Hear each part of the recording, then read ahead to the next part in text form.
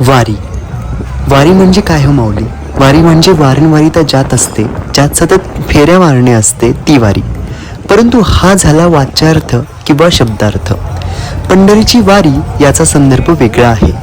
भौतिकातून अभौतिकात, लौकिकातून अलौकिकात, बहिरंगातून अंतरंगात, स्वार्थातून परमार्थात, देहभावातून देवभावात लीन विलीन होण्यासाठी जी आळंदी ते पंढरपूर, देहू ते पंढरपूर अशी आषाढी कार्तिकी पायी यात्रा जी होते तिला भागवत धर्मामध्ये वारी असे म्हणतात. वारी म्हणजे आळंदी ते पंढरपूर, देहू ते पंढरपूर अशी केवळ पदयात्रा असे काहींना वाटतही असेल. परंतु केवळ वार्षिक नियमित पदयात्रा करणे हा झाला लौकिक किंवा बाह्यरंगाचा भाग. वारी म्हणजे सातत्य, निरंतरता, अखंड करवयाची साधना. तपस्या साधना अनेक प्रकारांनी करता येते. ध्यानधारणा, योग साधना, जपतपाद्य अनुष्ठान, मौन व्रत असे विविध मार्ग तपस्यांचे असतात. पंढरीची वारी ही सुद्धा एक दिसायला सोपी व सुलभ परंतु प्रत्यक्षात आचरणाला फार कठीण अशी उग्र कठोर तपस्याच असते. हे आपण प्रथम नीट समजून घेतले पाहिजे. वारी म्हणजे फेरा.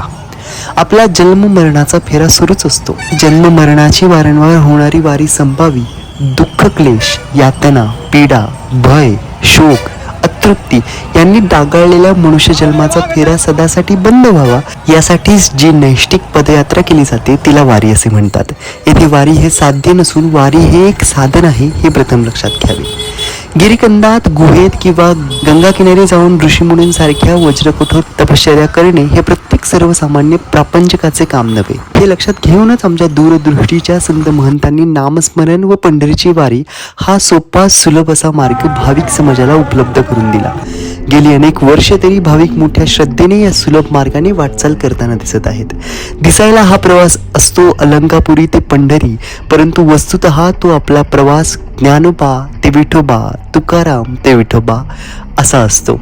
आनंदीच्या आत्मरूपापासून पंढरीच्या परमात्म रूपापर्यंत अंतरंग समृद्धीचा भव्य सुंदर असा अलौकिक प्रवास असतो. ज्ञानात्मकाकडून प्रारंभ झालेली ही पदयात्रा त्या विश्वात्मकापर्यंत अखेर स्थिरपद व्हावी लागते.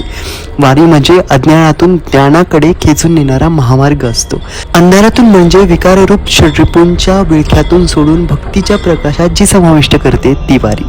संकल्प विकल्पांची वारी बंद होण्यासाठी जी केली जाते ती वारी. कारण पंढरीला केवळ विठ्ठलाचीच मूर्ती नसते, कारण तिथे नामदेवांचे वेगळ्याच तेजाचे दर्शन होते. ते म्हणतात, अनंत सूर्याची ज्योतीची निजज्योती, तीही उभी मूर्ती पिटेवरी, सर्व माळकरी वारकरी बंधू भगिनींना त्या तेजाचे दर्शन घडावे हीच कामना.